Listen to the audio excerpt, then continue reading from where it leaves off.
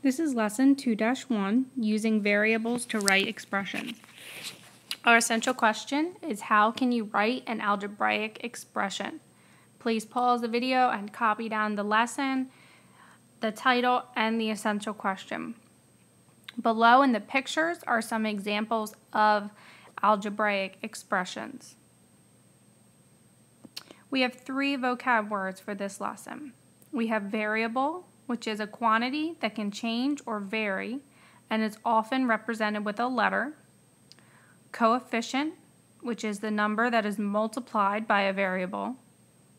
And algebraic expression, a mathematical phrase that has at least one variable and one operation. So there's some pretty big words in there, but they're actually very simple. Remember to pause the video to copy those down.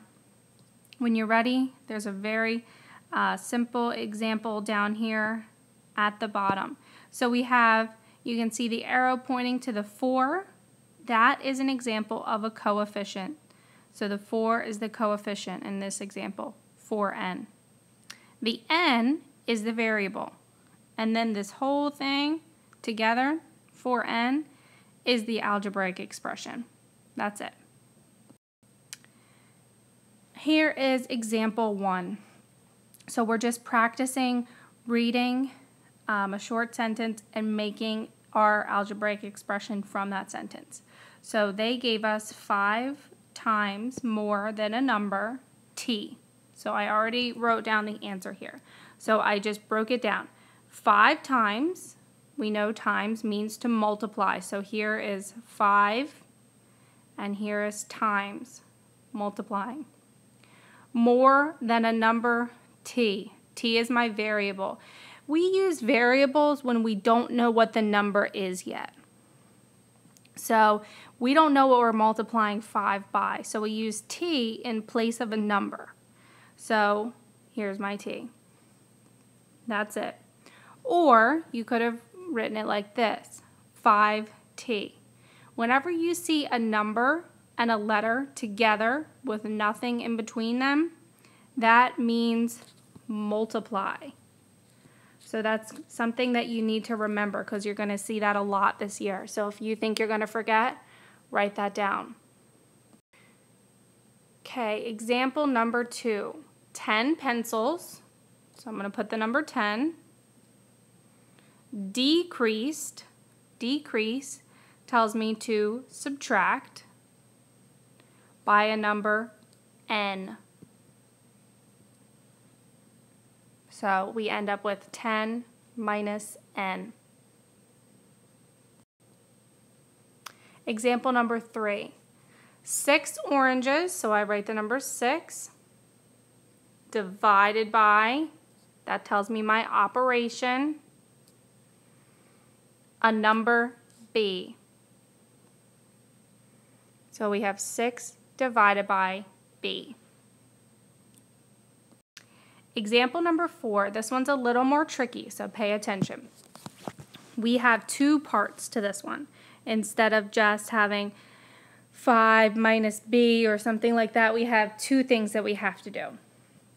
So it says 5 less than. If it's 5 less than, we know we're going to be subtracting. But if we did it like this, minus 5, we would be thinking to ourselves, well, what are we subtracting? We don't have anything there. So that 5 less than, that's minus 5, actually goes last. Okay? So 5 less than 6 times a number p. And I'm actually going to put this in parentheses.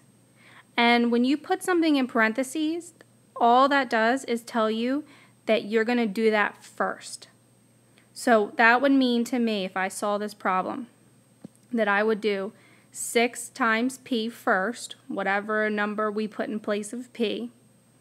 Then when I found my answer to 6 times p, then I would subtract 5. So let's just say, for example, that p was 2. So we have 6 times 2 minus 5. So we would do 6 times 2. We know that is 12.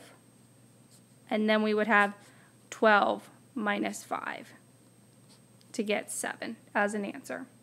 So you want to put parentheses when you have more than one step, just so you know what to do first.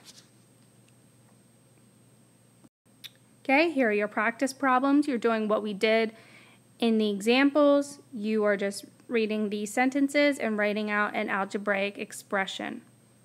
Pause the video here.